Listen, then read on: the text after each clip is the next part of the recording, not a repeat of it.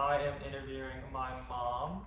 She was born in the generation before mine, and it's primarily going to be about how driving and all that has changed immensely with the, well, pesticide usage and insect populations decline, but that's not what we're going to immediately start on. So where did you grow up? Downtown Chicago, right in the heart of the city. And where did you live? Like, and I know you live not just in downtown Chicago. Oh, so I grew up in downtown Chicago in the heart of the city, right by Wrigley Field, at third base, and then on holidays, my parents had a home in the mountains of Kentucky, and then we would travel to Ohio often because his family lived in Ohio, so we would do road trips to Ohio often. We would go on the weekends, we would travel to Ohio. And then my parents also had a home up on Lake Michigan, up in Michigan, on the sand dunes. So we would travel up to Michigan during the summer too, and visit that beach house up there. And then we would, that was about it. We would travel to those two homes, and we traveled to Ohio often on holidays. And then not only that, but also we would go out to like Colorado. My uncle was stationed in the Air Force in Colorado, so when I was younger, we'd go out to Colorado to visit him at Colorado Springs. But not only that, but also places you've lived since you married my dad, and generally before I was born. Oh, I've traveled all over the United States if that's the case, because But try just saying anything before 2000. Oh, before 2000. Well, no, actually, no. I think before 2005, because I would not have started to remember until. I've traveled all over the place before 2005 because I worked in corporate real estate all over the United States, and I've been out west. I've been just everywhere, and just everywhere in the United States. I've been all over the large cities. I've been Yellowstone, just everywhere. I've been all over the United States. And what did your dad do for a living? That would relate heavily to the transportation kind of. Well, my father owned a trucking company in Chicago that moved big equipment, like for the steel industry. So that's why he liked to travel with us so much, and that's probably where I got my urge to travel and work for the corporate real estate industry. And plus, he owned a couple of buildings. Yeah. So from when you were a child, has the environmental, the amount people care for the environment and how much effort or concern there is towards like climate change and just the environment's changing, have you seen that change? Oh, totally. Because growing up, when we would go on vacations to the home in Kentucky in the mountains, there were so many lightning bugs. I remember when we would go down there, like in June, we'd spend like 2 weeks down there. There were so many lightning bugs, and just now in North Carolina, you see so few lightning bugs. It's kind of sad. And just the bugs on the grill of your car, the huge bugs that you would collect and have to clean off, that was ridiculous. And just going up to the dunes, like the bugs you would see, and just all the different butterflies and stuff. And I remember we'd go to Ohio, and you could be sitting in the backyards. My relatives always had these huge flower gardens, and just the hummingbirds, the quantity of hummingbirds and butterflies. And William and I, we were just there this summer, Tim and William and I, and they had the same flowers, but you really didn't see as many butterflies. I didn't even see one hummingbird.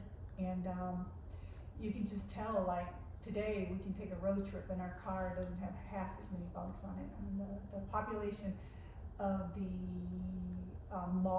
moths has decreased. The animals that come out at night, the moths has decreased tremendously. You don't see the big beautiful moths anymore.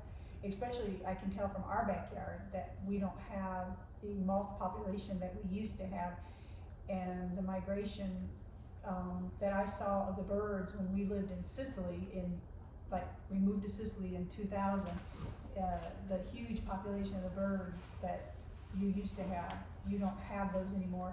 And like in Chicago, when we go back to visit, when we live in Chicago, there would be like a block, like a city block that would be left like open, and there'd be like trees there and stuff.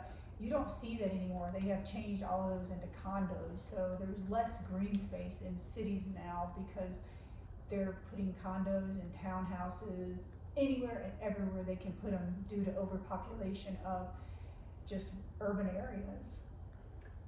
Have you seen that? Well, I know you've lived in North Carolina I mean, at least I've been in North Carolina previously to when I was born in North Carolina. When we lived in North Carolina the first time, we moved here in 2025. We moved here in July of 2025. We moved here the first time. And yeah, you can see the deforestation of North Carolina because we now have a woodpecker trying to set his home up in our backyard, and previously we probably wouldn't have had that, but due to the deforestation around us, he's trying to find a home, and we have woods in our backyard, so he's trying to relocate his home. And yeah, I would say we've seen the deforestation up and down the area around us because the need to build houses, and It's likely the same for the mother and the fawn. oh yeah, we had a mother and a fawn in our backyard. Yeah, and along the water, it's a water right of way in the back of our house. And yeah, we had a deer with her baby the other day, and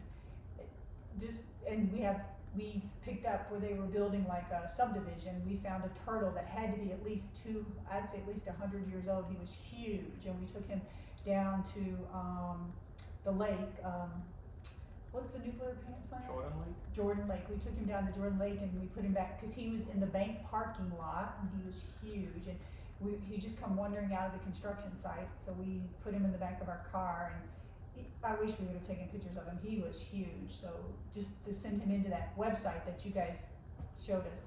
But this was like last summer. It would have been a great. And since then we found one in the woods that I put on the iNaturalist. Yeah, Me and Tim found he another would have one. been a great From the example same bank because he parking was lot. huge. He was at least a foot wide, round, at least a foot and a half probably, and he would have been a good example to put on the website.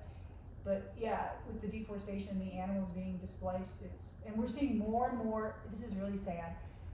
You're in the morning, when you leave early in the morning to go somewhere, we used to see these wild turkeys on our road. Now we don't see the wild turkeys, but you're seeing more and more dead animals that previously at night could come out and cross the road safely. But now, due to the increase in traffic of all hours of the night, you're seeing more and more dead animals on the road, like raccoons and possums and deer, your night creatures that move at night that historically had moved safely. They no longer can move safely due to the increased volume of traffic at all hours of the night. Oh, we learned why possums are so important. That might be why Lyme disease is spreading, because they are a good disabler of Lyme disease. Oh, yeah. Because they eat a lot of the ticks. Oh. Have you, I don't know how And with the coyotes moving into the urban areas, like when we lived in Rhode Island, they were having a problem with coyotes. Coyotes were everywhere in Newport, Rhode Island. They were you could just walk your dog and a coyote would come out from nowhere and be behind you because they are just moving into the urban areas due to lack of loss of habitation. Have you seen any changes in the way people live their lives towards environmental concerns, like better or for worse? Totally. When we were in Europe, when we lived in Europe, people would disregard their litter, and I asked some of the Europeans, don't you feel bad about littering? And their attitude was that, well, it generates a job for someone, and I've seen some of that being carried over here to the United States, that the disregard with this disposable attitude that everything is disposable because it creates a job for someone. And it's like, whoa, that's sad because it doesn't create a job for someone. You're destroying our environment when you do this use once attitude. And I see that being brought here, and it's just really sad. I see that happening more and more, and the disregards for our environment in the way so much things are so disposable today in our society. How people just use it once and disregard it, and it's just it just blows my mind how people, like, you can be shopping for college stuff and kids will be like, well, I'm just gonna use plastic forks, and you're like, well, why don't you just buy a set of utensils and use utensils versus using disposable plastic forks, you know? And you just see it so much at certain stores where there's so much waste produced, and it's just such a disposable society, a throwaway society, that it's very scary when you see the garbage that people produce. And like if you didn't, I don't know, because I really don't relate to it, because we try to reduce our garbage here in our house, and but it's amazing. But I know water too is expensive, so cleaning those dishes is also an issue. But I think it's more responsible to reuse your dishes versus using plastic, because plastic is just so harmful to the environment. So yeah, I think I see a change in the way people are more of a disposable society today. Do you think people, like when it comes to water usage, like gardening or like cleaning cars or like watering the lawn, do you think people are more wasteful or less? I think people from our small community here, Or at least from like when you grew up. Because I think people have stopped washing their cars, and I think that's just out of laziness, because there's so many car washes now. I think people don't wash their cars on their own anymore. Everybody goes to a car wash, I think. Only young people like really wash their cars. As people get older, everybody goes to a car wash now, because it's so the convenience of it. So, do you think there's other like resource intensive things? Like, I mean, car washing isn't resource intensive, but where. Oh, they waste so much water when you wash your car at home. You waste a lot of water. But do you think there's some situations now where people are using water or resources in a not the most efficient manner? Probably our manufacturing. Well, at least, but no, sorry. Compared to back then, like everyday occurrences, like people just watering their lawns because they didn't realize, like during the day, you're not supposed to. Oh, I'm sure in large subdivisions where people where they have this competitiveness with their lawns, I'm sure they still water like in the morning. Everybody does in areas, but they're clamping down on that. You know what I mean? They're really clamping down on that, where you shouldn't waste water. And if you plant the right type of grass for your environment and stuff like that, and like, you know, and if you just have a small area for your pet, you know, like how we have like this natural on the hill and stuff, and we let it go natural. But Oh, related to natural, do you think like food has changed a lot? since when I was a kid? Yeah. That's the whole point. The whole point is like when you were a Totally. kid. Because when I was a kid, you didn't have all these fruits and vegetables, everything available like 24 months out of the year. I mean, it was a luxury. Like we have everything. You guys have everything available all year round. Everything. We didn't have everything. When I was a little kid, probably 5, 6, when we went to the grocery store, like in Chicago, we're talking downtown, we didn't have like every fruit and vegetable available all year round. You were lucky to get strawberries in like all year round. You could not get strawberries or peaches, or you could not get every fruit and vegetable like now. You can walk into Harris Teeter's and get like blueberries off season, and no, you could not unless you went to like a specialty store in Chicago. I doubt if you could really get it then, but now you can get.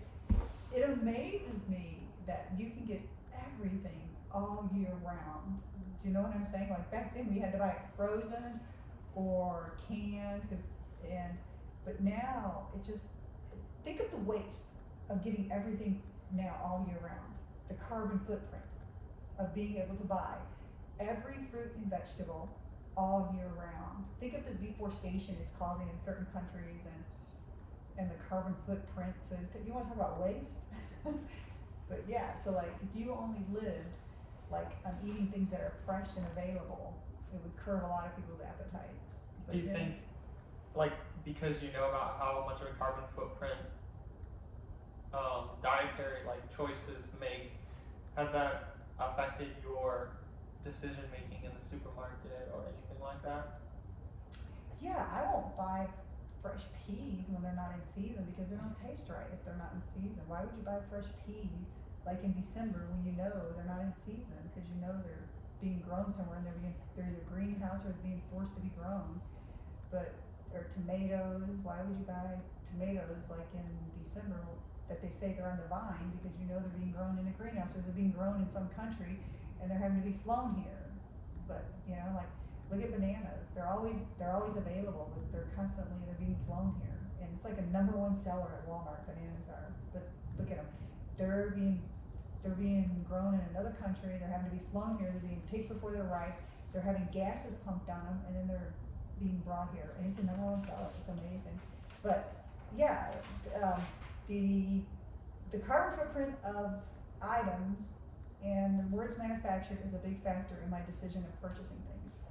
You think there's been a big, like related to not just like fresh produce, but like the artificial food? Oh, this Thursday, you know that, we read everything all the way. No, not like that. How nowadays you have like Chef Boyardee. We don't need this stuff, but You know we read everything. but like the availability of fake foods, not fake foods, like processed foods and What are you saying, like what? like how Read when the you were question? oh, it's not a question on here, but it's when you were a kid, the access or the availability of Oh, there wasn't, no, man-made foods. no, there was very little, well, you know, it's been like 60 years ago, so I don't know, we didn't look at I don't really know, my mom she used to drive us nuts, cause she would read the labels of everything, nobody wanted to go to the grocery store with her because she read the labels of everything.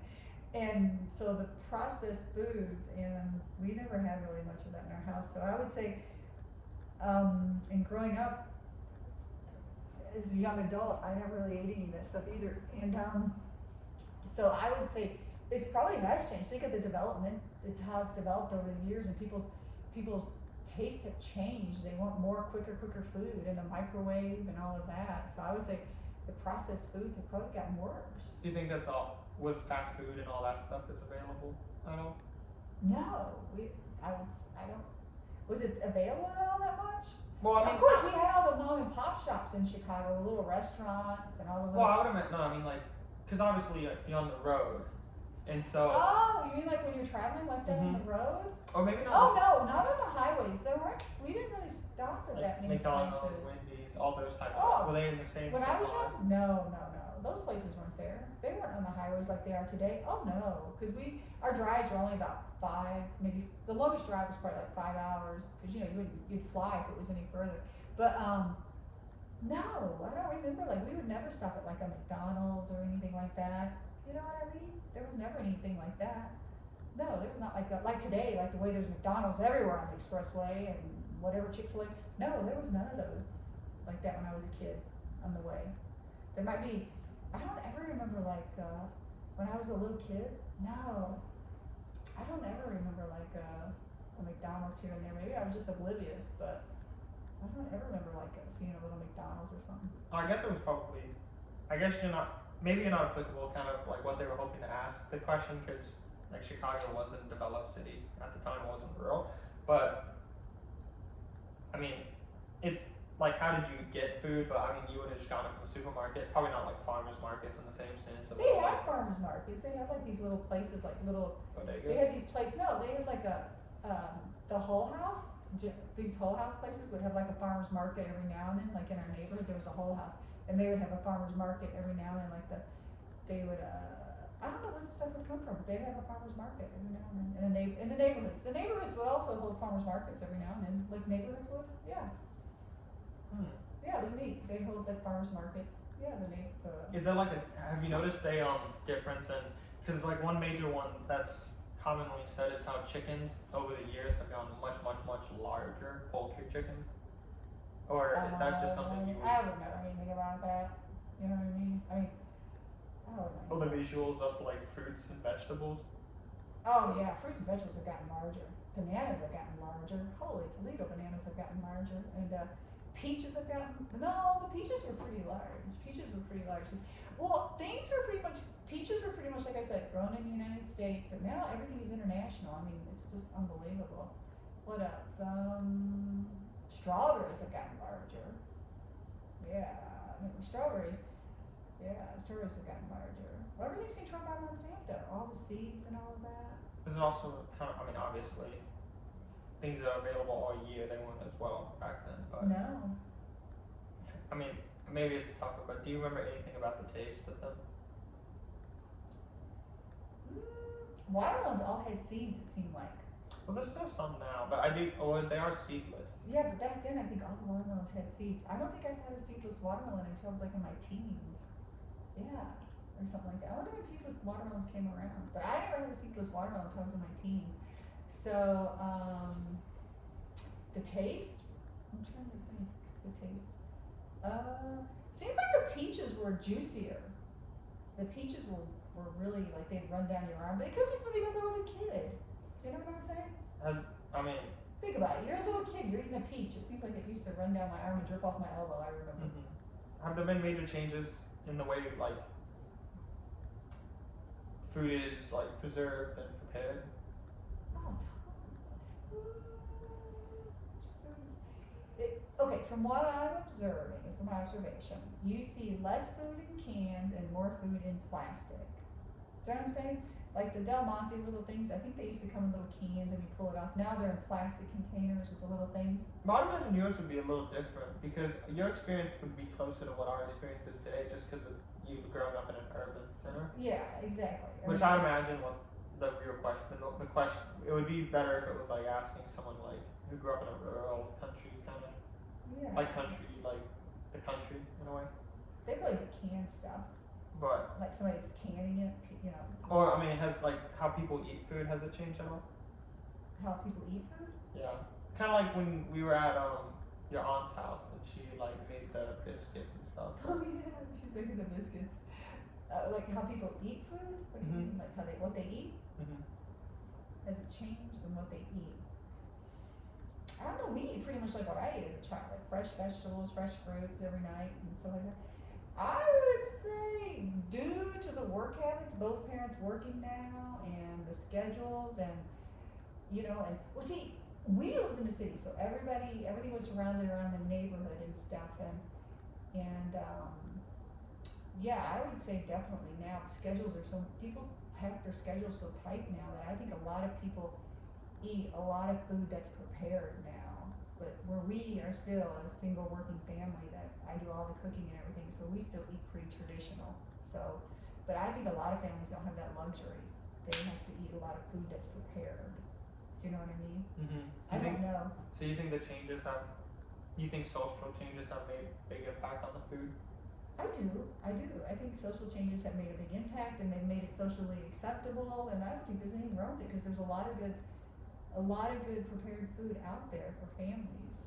Do you know what I mean? And a lot of people, you know, and a lot of people cook ahead now too and prepare stuff for the meals. Do you think the way people look like the way they look at food kind of in relation to the like so nowadays people when they talk about chickens and cows and all that, there's like a push for not sustainable farming in their relation, but like free range chickens and cows being treated better, more like a cause like PETA and all those organizations than in the past. I think that there's a small minority that want that because the large mass minority don't have time.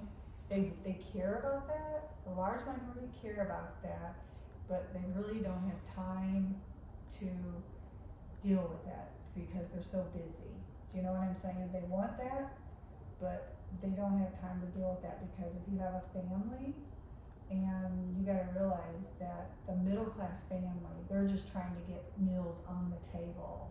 So they're not going to worry about where it's coming from. Do you know what I'm saying? Mm-hmm. Do you think they're not gonna the worry. way They just wanna produce, get food on the table.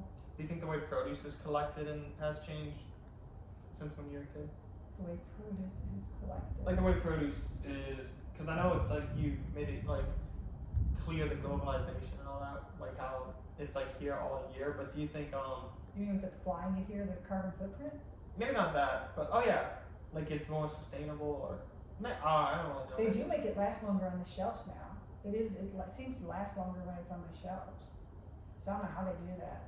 I mean, it's the gases, I guess, the preservatives, the gases, whatever they do. I don't know. But yeah, I think like there's just so much available when you go to the grocery stores now. It's unbelievable. Like if you go to like if you go like to one of these Walmarts, I mean, there's just so many options. Just you didn't have that. You know what I mean? You just didn't have that when I was a kid. I mean, I'm trying to think of the store we had when I was a kid that had a lot of those options. So do you think the environment's a good? Do you think the environment plays an important role in people's like health, like Oh, totally. being in nature? Yeah, you have to be in nature to clear your mind. You have to be able to look as a child. Children need to be in nature because if they don't go out every day and track something or look at the distance, it's going to hurt the developmental of their eyes. Do you They think- need to be in nature. Do you think a lot of little kids, like when you were a kid, did you guys spend a lot of time outside? Oh, obviously.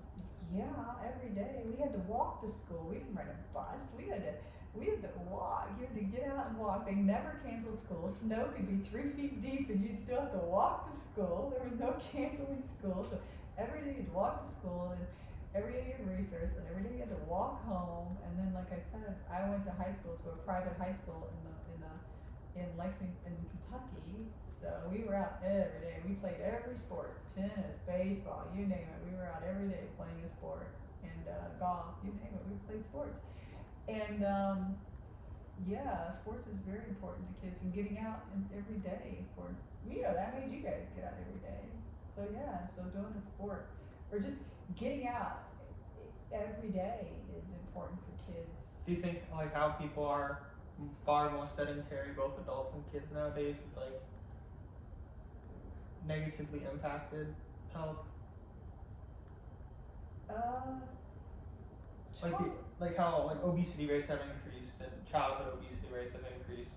Or do you think that's more not food necessarily related? sedentary. That's a lot of food choices. That's a lot of food choices because I think a lot of that too is food choices, and a lot of that could be food choices. People use food to fill a gap in their lives a lot of time because food is also used as to make people feel good, just like shopping is. Food makes people feel good.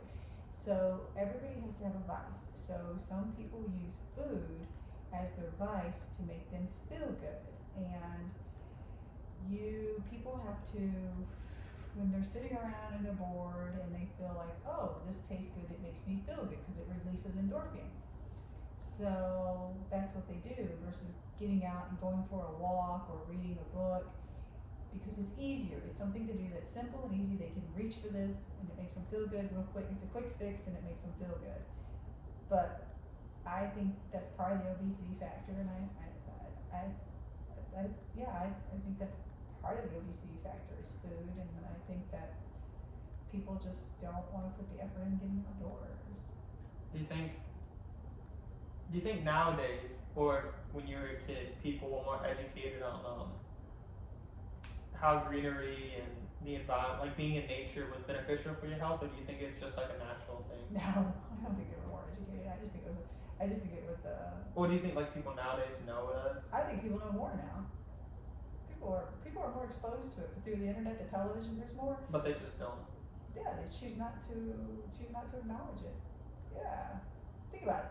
Back then, we didn't have the internet. We didn't have our iPhones. No, we didn't have any of that. Do you think this like technology is kind of, it's giving people an easier opt out of being in nature, and so it's like distance people from nature versus when you were a kid?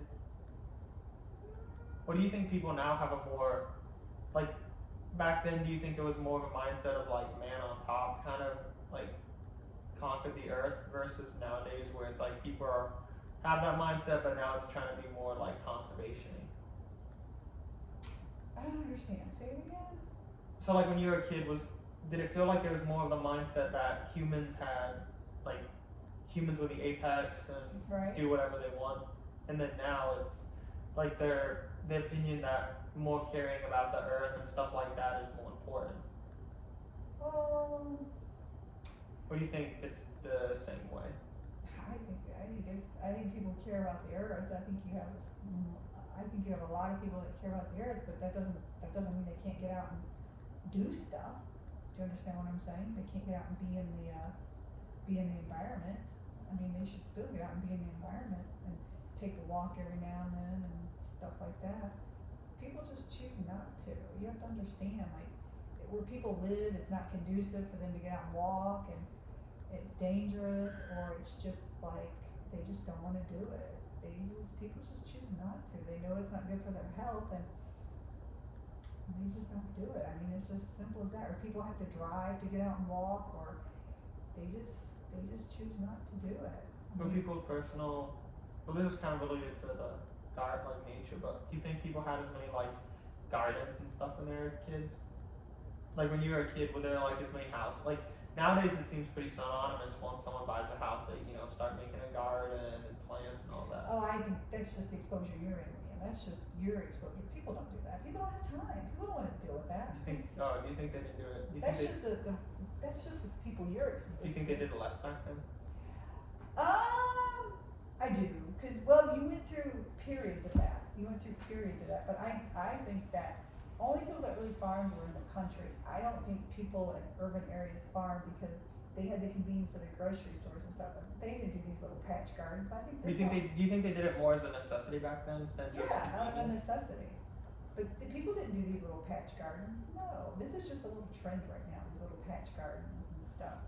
I'm sure my parents never did that. Are you kidding? They just went to the store and bought everything. But yeah, this is just a trend right now. Was healthcare different when you were a kid? Like how people treated diseases, not really treated diseases, but like what was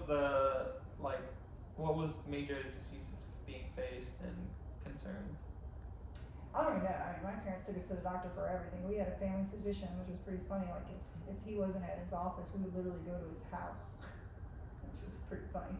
But I don't know. I mean, like, I don't know. I mean, when I did my when I worked and I did one of my residencies, that's when AIDS was first coming around. You know what I mean? At a hospital. Oh, how's that? Like, how has the medical scene in relation to diseases like HIV and AIDS, like how back then treatment of patients were versus like how it is now? Oh, I think it's gotten so much better now. I mean, it's just about the same. I mean, it was, you know what I mean? I think it's gotten a lot better now. Do you know what I'm saying? I think it has. I think medical treatment has improved so much now. Do you think stigmatism around certain things has went down? Oh, totally. Stigmatism. Because I remember when I was doing an intern and they had these panels up around this room and I was like, what's going on there? And they're like, oh, he's got AIDS. And I was like, oh, okay. You know what I mean? But now you're just like, you know what I'm saying? Probably be nothing. You know what I mean? Do you think there is more in-home treatment for, well, I mean, obviously you guys went to visit, but do you think for other people that, like doctors and stuff, are more of a, if need be, rather than what, they weren't as available, or no? See, a lot of these questions are difficult to ask with you because, or at least to interview, because you grew up in an urban center, so your availability to things were very... Yeah, we had like acute facilities right down the street. We had Ravenswood Hospital and stuff right down from around the trauma center, emergency room and everything. Well, when you got sick or injured, were you treated by medical professionals or what family? Medical professionals. We had a trauma center, like maybe a couple of blocks from my house. And then I told you we had the family doctor at his clinic, and if he wasn't there, like my dad would just call him up, and we'd go over to his, I think he lived in Glenview or somewhere, and he had a clinic, we'd just go to his house because he had a clinic in his basement, and he'd see his patients. Well, that's something that you can't do today. I know, you can't do that today. I remember my brother was pushing a truck in the backyard and he fell and split his head. And I went with my dad and my brother and he sewed him up in his basement. Because he had an entire clinic set up in his basement. So he stitched him up. How did that work? Just fine. He just stitched him up, sprayed him. Was there other things like that, like back then where it's like, it wouldn't have been it won't be acceptable today? No, I probably would, but under. No, I mean like in non-medical related, just like things that people did back then that just... Yeah, this was probably it's probably like 1969 or 1970 he did this. Were the other, like your dad's business, like was the things he did there that wouldn't be allowed, like not really allowed, but just Oh, heck no, he had to be up on paperwork, are you kidding? Well, no, but I mean, like, So- have laws and everything changed since Oh, I then? don't know, I wasn't involved in any of that, all I know is there was so much paperwork, that's all I know. Hmm. I was too young, think about it, when I was the youngest of 6 kids, I had no idea. Were you ever hospitalized or like had surgery? No. Hmm. Pretty boring. Well, what do people do to stay healthy? We Like, was such a we mindset? would go walk like the lakefront, the Chicago's lakefront. We would go walk the lakefront, ride our bikes to Lincoln Park Zoo, ride our bikes back from Lincoln Park Zoo, walk the lakefront. Everybody, you'd see at night, so many people would walk the lakefront, and so many people would ride their bikes down to Lincoln Park Zoo and ride them back, and they'd jog the lakefront. Yeah. What did people were gyms as popular? Oh yeah, we had a membership to a gym. Yeah, my dad did. I didn't. He did. But we would go up to the pool. They had an indoor pool, and my friends would swim, and I would watch. And I did gymnastics, and then we'd ice skate. We had outdoor ice skating rinks in the winter, and we'd ice skate. Yeah. Do you think attitudes toward girls going to school has changed tremendously since you were a kid? Totally, because I remember my sisters going to high school in Chicago. They went to a private girls' high school. They had to wear skirts and white gloves. Yeah, they would put their little white gloves. Because remember now, they're in their 70s. I think they're in their 70s. Aren't they in their 70s? Mhm. Well, almost 80s. They would put their little white gloves in their purses, and they'd have to wear skirts and white gloves to high school. Was it a Christian school? No, it was just a regular girls' high school. It was an all-girls high school. It might have been, I don't think it was Christian, but it was just an all-girls, like, business high school. Some kind of business high school they went to. Yeah. Did your brother, was the way people dressed on it every day very different? Yeah, everybody dressed formal. Yeah, my brother went to high school. He went to Chicago Public High School, and he dressed very formal. And he was on the football team because he played football in college. And he dressed collared shirt every day, dress pants every day. I remember because I was like, because by the time I remember by the time I got to like 2nd grade, they were out of the house because they were so much older than me. But yeah, but they always dressed so formal to go to high school. I thought that was so funny. I remember as a little kid because you know what I'm saying. Because Mhm. by the time I got to high school, it was just that, collared polo shirts and shorts, whatever you wanted to wear, basically, just as long as you had a polo shirt on. But yeah, but they had to dress skirts and white short sleeve collared shirts, and I was like, you know what I mean? So oh yeah, it's the way people dress today has changed so dramatically. Back then, everyone dressed so, you know what I mean? Well, you saw how my relatives dressed, my older relatives. They dressed like wingtip shoes and collared shirts. And what are they in like their 90s? Mm-hmm. Yeah. Wait, when you were beginning to drive, is it far more lenient than it is today? Oh, totally. Back then, you pretty much got your license at 16. It was pretty much like, go learn how to drive, and just, it was crazy. I mean, they were giving their kids just got their license, and it was sad. So many kids probably got killed, it was ridiculous. The accident rate of teenagers was probably ridiculous back then. Probably ridiculous. Do you remember like when driving, did it feel more wilderness, like bugs, birds, deer and stuff like that when driving? Yeah, probably, because, let's see. I don't know, you realize I was driving in the city, so I didn't really drive in the country that much, so I really don't No, know. at least when you were in the truck, going to like Kentucky or Oh, I never Michigan. did any of that. No, not driving the truck, but in the passenger. I was never in the passenger. Oh, I was never in the passenger of the truck. I thought you told me you rode with your dad. No, I never rode him in the truck. Well, at least driving. When I drove my car, like, to Michigan and stuff. Yeah, so stuff you like know, that. When I drove my car to Michigan. Like the bugs, like tremendous difference between then and now. Oh, yeah, when I drove my car, like, when I was driving by myself, you mean? Oh yeah, even once like more recent, Oh, coming yeah. like comparing to more recently. Like I told you, you don't get the big moths anymore.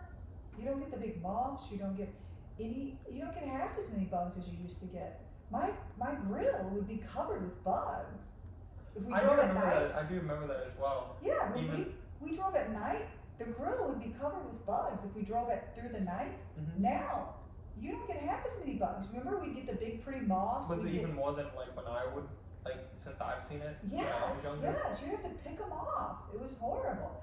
Now, remember when we just came back from, where did we just come back from? South Carolina. No. Purdue, Indiana. We just came back from Purdue. Oh yeah, because each year it seems like it's gone. And we drove through the Smoky Mountains. Yeah, and we got hardly any bugs, remember? And we were driving through the Smoky Mountains at night. We didn't get any bugs. And you're just like, where are the bugs? You know what I mean? That is true. No moths, no nothing. You're just like, because normally we get some big moths or some nocturnal birds, or not nocturnal birds, nocturnal insects, but we didn't get any. So it's like, That is true. yeah. That was one of the main things when people talk about changing baselines, is shifting baselines. Is like a lot of people try to discuss the ocean, but the car windshield with bugs, you see it on many illustrations when describing Because remember, shifting. we used to get like, we would drive, remember we'd go through the Smoky Mountains, going to Tennessee for the tournaments. We'd get covered, the windshield would get covered. We didn't even get our windshield, didn't even get covered going through the Appalachian Mountains. It was like, what? This ain't right. Something's not going on here. You know what I mean? That is true. Do you think there's been a big change in the number of pollinators? Like, well, actually, pollen's a major one. Like this year, there was so much pollen. Do you think pollen's been increasing in the amount there is present? Well, that's because we learned that whole thing about the trees. Because there is They're not planting the, female trees. they're not Because planting the female female trees trees. will have fruits. yeah, they're not, and I realized that our landscaper gave us a male tree because we wanted the berries, but he didn't give us the berries, you know what I mean? Mm-hmm. Yeah, and I didn't know that, but yeah, there's, Well, because that is a major thing where they want the male tree. Well, cities and ordinances give male trees because they don't produce fruit, which doesn't produce fly attraction. yeah, and I wanted the fruit for the birds, but he gave us a male tree now, because I'm not getting any berries, and I'm just like, what the heck? But yeah, there's way more pollen. Hmm. But I noticed this year I don't have as many bees on my flowers. Mm-hmm. Wait, really? Nope. My hummingbirds are back, but I don't have as many bees. You know how we normally have a lot of bees? We don't have as many bees. Have you noticed like a decline in snowfall? Because that's a major one apart from bugs that people normally. Yeah, did you notice like Chicago almost hasn't get hardly any snow? Tim didn't get hardly any snow at Purdue this year. That is true. Or have you noticed it's gotten warmer in summers? Even This has been probably, did you see how much rain we got yesterday? yes. It's been rainy and wet this spring, probably one of the worst rainy and wet springs we've had here, I think, since we moved here. Is this spring or this is just midsummer? Midsummer, yeah. Because normally summer is one of the months when it's very Normally it's been very hot during, but not just hot and dry. At least I remember. No, tennis. it's hot and rainy now, and it's gonna turn dry. Oh. It will turn dry in August, but this has been an exceptionally rainy right now, because it's gonna turn hot and dry in August and September. In what ways do you think the shifting, like the baselines, are going to change from when I'm an adult? I don't know. It's gonna be interesting to see. I don't know. People are gonna have to start eating vegetables and fruits that are in season and stop deforestation in the South American countries is what I'm hoping, in Australia. And they're gonna have to, I would like to see them to stop the deforestation, to stop growing produce, because I think people need to change their appetites in the sense that they need to eat what's available in season and not try to force and grow everything all year round, is what I'd like to see. Wait, that's kind of like, I know it's really not poultry, but it's mainly beef is the major polluter, and like CO2 emitter, cows, because they produce so much methane. Has like the amount of beef people eat, has that like gone up or down, do you think? Or at least in your like view? Like the prevalence of people eating hamburgers or just. That could be due to more people on the earth. No, I mean, like when you were a kid, like was it just as likely for a whole family to everyone to get a burger? Probably for everyone to have a burger, to have beef, once a week. Probably for everyone to have a hamburger. Do you think it's more common nowadays, like the amount of beef people eat, or less? More common, the amount of beef? Probably the same amount of beef, but you just have more people on the earth. Do you know what I mean? More people who have financial access to it. Well, because when you were a kid, there was many parts of the world that was still very.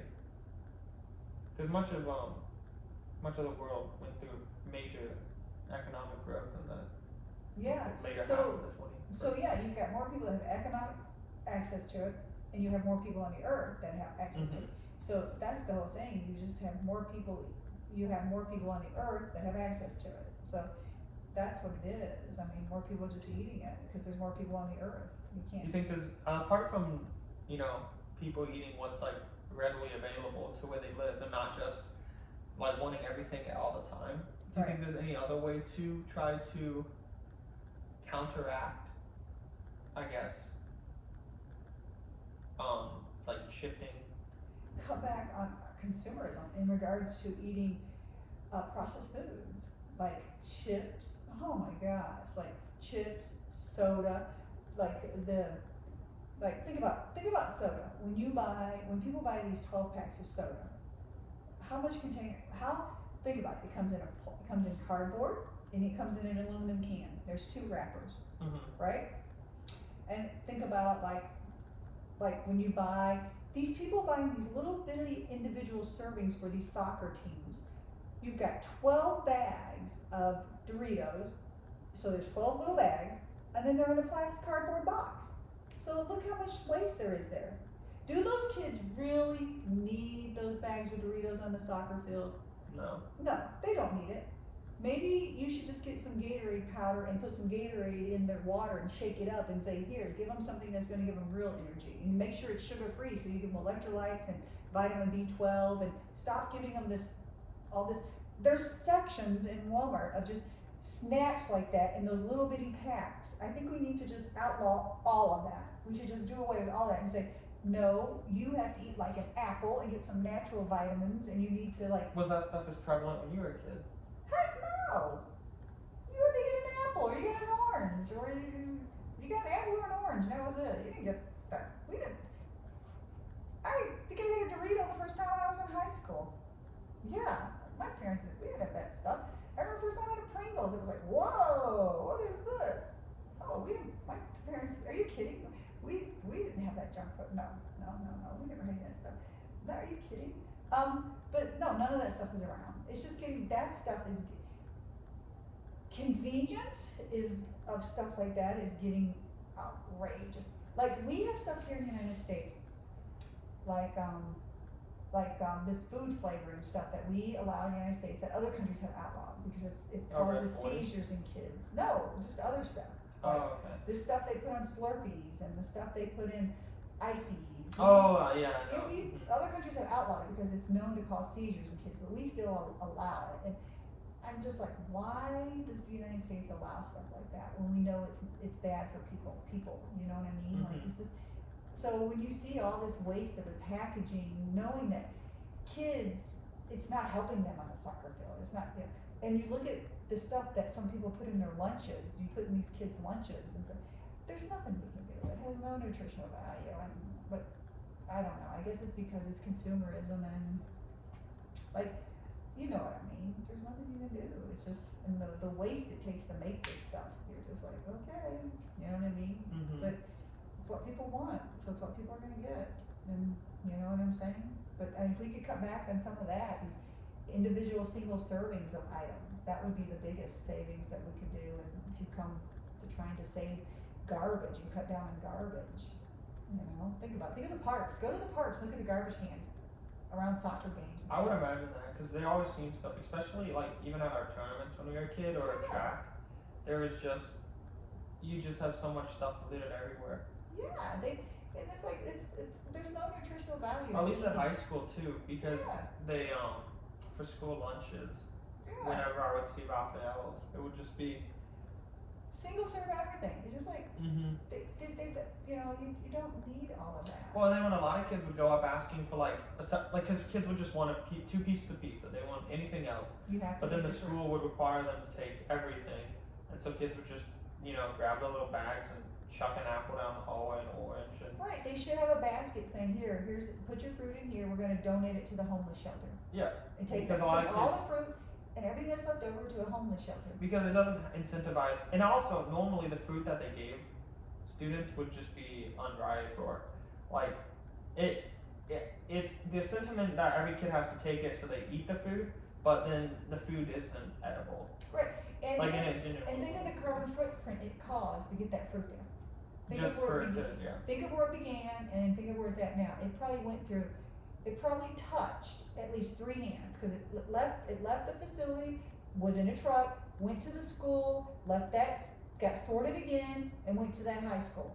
Well, So it touched 3 trucks, and then so it's think of 3 carbon footprints it made. well, and then I remember when Muhammad would go downstairs to get his breakfast, and they would come back, even though he would eat everything, because he was a big guy, but him and Ahmed, they would eat it, but then they just wouldn't eat the fruit, because like, the joke about the fruit, that's why, like, some of the boys would just chuck them and stuff, because it would just, you just Right, look at it and there But was think no. of the carbon footprint that one piece, those fruits alone to get to that school made. Oh yeah, because there were like oranges and other fruits that, like, are not native to North Carolina or even the South, Yeah, and and the apples came from Washington State or Vermont or Maine or somewhere Mhm. up there, right?